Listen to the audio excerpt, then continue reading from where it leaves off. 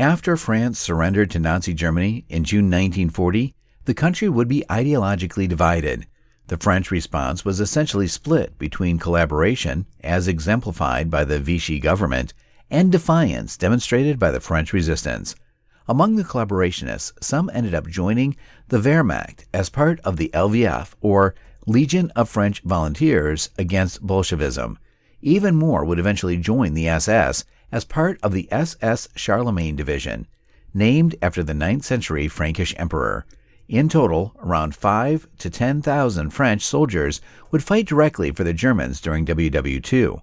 A strange tale, the French volunteers would be initially characterized by low morale and lethargy, being consigned to mop up operations on the Eastern Front.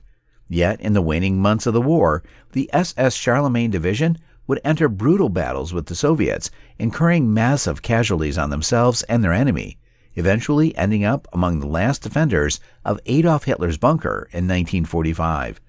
The Germans began a recruiting drive in occupied France in July 1941 at the suggestion of Jacques Duroy, leader of France's far-right Popular Front Party. Duroy dreamed of a small French army, 30,000 strong, maintaining their old uniforms and traditions, battling its way through the Eastern Front. But the German authorities, fearing the political implications of 30,000 French nationalist fanatics, immediately downsized Duroy's hopes. Despite establishing 137 recruitment offices across France, the response was poor, and only 3,000 men were raised in the first round. They were a strange mix of right-wing idealists, anti-Semites, anti-Bolshevists, adventurers, and opportunists. In total, between 1941 and 1944, 13,400 recruits volunteered for the LVF.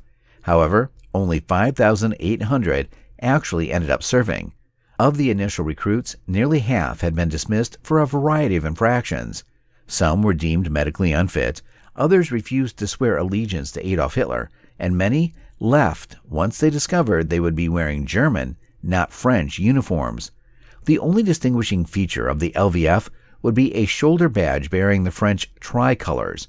According to one source, there may have been around 200 North African recruits who, by chance, had found their way into the battalion, drafted in from among the French colonial troops. There is, however, little proof of this fact beyond an eyewitness account. Their first deployment came in November 1941, battling partisans near Smolensk. By now, they numbered around 2,350 men. They were briefly flung into the front line during the battle for Moscow, where they suffered massive casualties, before being removed to the rear again, where they undertook anti-partisan activities between 1942 and 1944. They generally did not perform well. Political infighting, constant disagreements with the Germans, and poor training, leadership, and equipment were all to blame.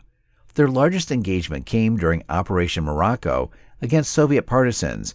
Around 1,118 supposed partisans were killed, and a further 1,345 were detained. During its time behind the front, the LVF lost 496 men killed, 107 wounded, and 16 taken prisoner. In 1943, the SS began another separate recruiting drive in France, forming around 1,600 men into the Frank-Reich SS Volunteer Brigade. They were deployed to Galicia, where they saw heavy fighting and performed well. By 1944, both the SS Frank-Reich and LVF were both recalled and disbanded. More men were brought in from France, and together they formed into the new SS Charlemagne Division, now consisting of around 7,000 men. They were placed under the command of Edgar Paud, a staunch anti-communist and experienced World War I French officer who had been awarded the Legion of Honor for gallantry on the Western Front.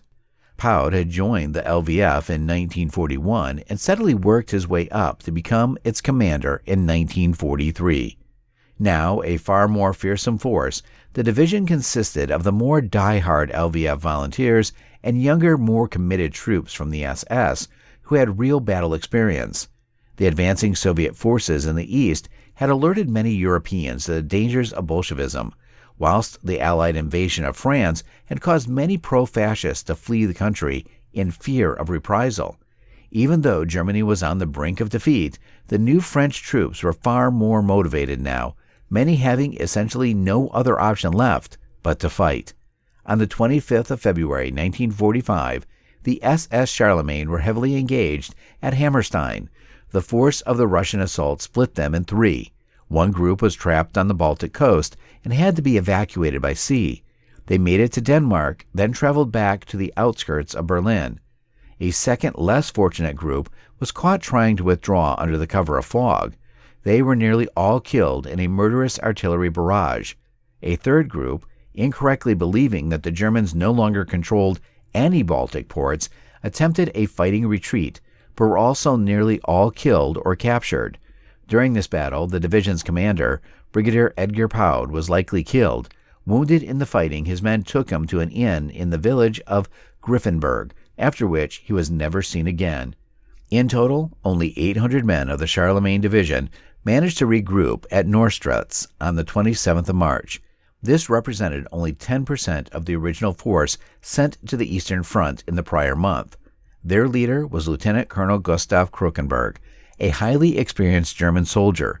He paraded his men through one of the local villages before gathering them in assembly, in which he candidly told them that if they wanted to leave, they could do so. About 300 men availed themselves of this opportunity and headed into the chaos of war-torn Germany, whilst the remaining 500 men took an oath of unconditional loyalty to Hitler and prepared for a final battle. Packed into lorries and rushed to Berlin, they made it in along some of the last open roads, just as the Soviet pincer was closing shut. The SS Charlemagne were attached to the SS Nordland Division, whose strength had by now dwindled to just a few hundred men. All the foreign volunteers fought with undeniable determination and terrible loss. In just a few weeks, they were reduced to 120 men. Among the last recipients of the Knight's Cross was Sergeant Eugene Vallot, who personally destroyed 9 tanks. In total, the SS Charlemagne destroyed 62 of the 106 Soviet tanks knocked out in southeast Berlin. On April 29th, Hitler committed suicide, and within a few days, the defense of the city fell to pieces. All the remaining men were killed or captured, including Krukenberg, who actually survived Soviet captivity. Released in 1956, he died in 1980 at the age of 99. A company of troops under Captain Henri Finet were amongst the Reich Chancellery's last defenders. A small group, 30 or so strong, attempted to break out of Berlin at the last moment, and a few actually made it, including Finet, who surrendered to British forces at Wismar. Handed back to the Soviets, he was passed over to the French, who sentenced him to 20 years in prison. He was released early in 1959. He died in 2002. Nearly all the division's members were killed on the battlefield, died in Soviet captivity, or were handed over to the French, who executed them swiftly. The few survivors actually remained rather unrepentant. When 10 Charlemagners were presented before Free French General Philippe Leclerc, he asked them why they served in German uniforms with such zeal. One of them replied, asking him why he served in an American uniform with equal zeal. At the time, the Free French wore modified American tunics. Henri Finet was actually interviewed on French radio after his prison sentence. He said his only regret was that he did not join the division earlier. Christian de la Mazère, another survivor, provided a less zealous account and explained that he had joined the division only because he had been indoctrinated by a diet of hard-line, right-wing news which constantly spread fear about communism.